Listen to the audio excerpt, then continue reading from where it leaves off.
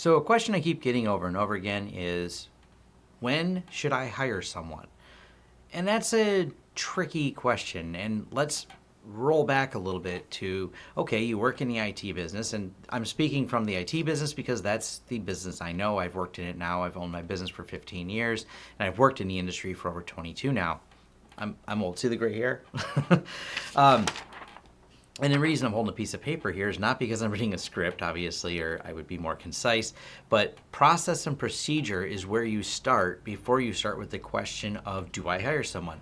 And I see this a lot with IT companies, especially the one-man shows that start up. And I'm not at all. I mean, a lot of us started there as a one-man band doing everything. But unless you're working from the beginning with processes and procedures, hiring someone doesn't make any sense. You just end up adding to the chaos and having them going, now what, boss? Now what? If you don't have procedures that funnel work to them and processes that bring work to them, don't hire someone. That is the step you need before the question becomes, do I hire someone? And I see that because you have to look at the process and go, can I give this to someone else to do? That's a challenge. You have to find someone, especially in the IT business, you have to find someone with a lot of competency in the same things you're doing. You know, whether it be you focus on the firewalls, you focus on this, or in a small business IT support, you're focusing on a lot of different things at once. And sometimes finding staff that specializes in a task that you know you can delegate is very, very helpful and will allow you to grow your business. When do you decide? Well, when you think you can compartmentalize that process, you know, even if it's just answering the phone. Sometimes people hire out just the answering the phone portion because they're going, hey, I just need someone to take all these calls and kind of organize my jobs for me. They don't have to be as technical to do that. They just have to have some understanding, take some of the support calls. Is it a real call, or can I just tell them to reboot their computer and all their problems will be gone? And back to the piece of paper. I know what's going on with this laptop sitting here. This little Post-it note on the back, plus which is some comment they had about the screen that was replacing here because it says was dropped, screen broken, and replace the hard drive on here. Back to process procedure. I don't know who this particular person is. I didn't personally meet them. And that's because there's a process. There's a process I have documented that my employees follow that is basically from the time someone makes a call of my laptop's broken, what do I do? And they say, you should bring it into our store. Because I'm starting at the retail store part. They bring it in. There's a write-up procedure. There's a procedure for how to quote this. There's standardized pricing for screen replacements. This one, because this was a touch screen, they know that breaks the process. So let's start with the normal process of we can flat rate most screen repairs, but touch screens are different. So here's a touch screen repair.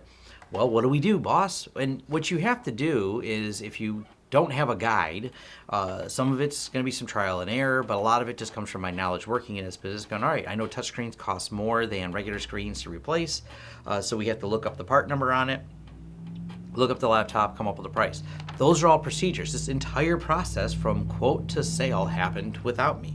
And I'm doing it on the retail side and talking about that because it's kind of easier to create processes for the retail side, but we have them for our business side as well. You know, someone calls in, I need 10 drops installed for infrastructure.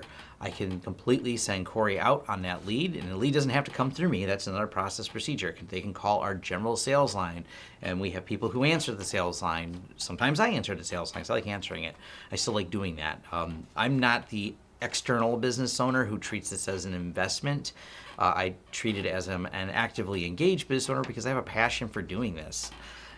But those procedures are so important before you ever get to hiring. You have to be thinking about that from the time you start till you hire that person. Because if you hire someone and you don't have process procedure, I'm sorry, that person's not going to be very effective.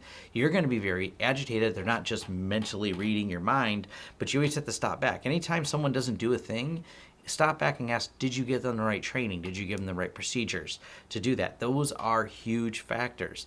Now, the money and compensation thing, that's going to be really variable in your area. I watch people all the time, I can't find employees. And I'm like, you're paying less than their market value. You're not going to get the best and brightest if you pay less than market value. What's market value? Well, that's going to be determined by the market you're in. I'm here just south of Detroit. I know where the market value is and what you have to pay people and what you have to do to retain talent and the things that we do here. But I see people offering next to minimum wage for a store technician and going, man, this guy doesn't know about computers. Really? You found someone who works for minimum wage who's not super great at computers and following processes. I don't know what you're looking for. It is an expense, but if you're doing your business right, you can afford those people. You can afford good people on there. It's a really tough thing. It's not like there's magic, this is the process and let me lay it out for you formula. Buy my special playbook and it'll tell you exactly how to hire someone. I think you can get a lot of insight from different business owners reading different business books and things like that.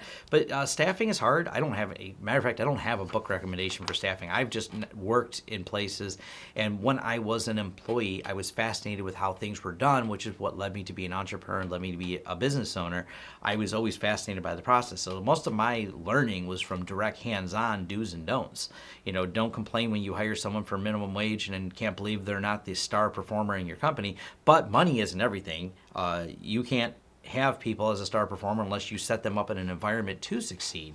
I never run around just saying if there's a failure or employee doesn't follow a process, I retrain them when a process failure. I look at my process. Is there a flaw in it? I'm not so proud going, man, I have got the perfect money-making system and there is no suggestion that could make me do it differently. I've had staff who, interactive with them. Hey, it'd be more efficient if you did this. Sometimes I agree, sometimes I disagree. And you ultimately do have to make a decision. You don't want to let just anyone influence you.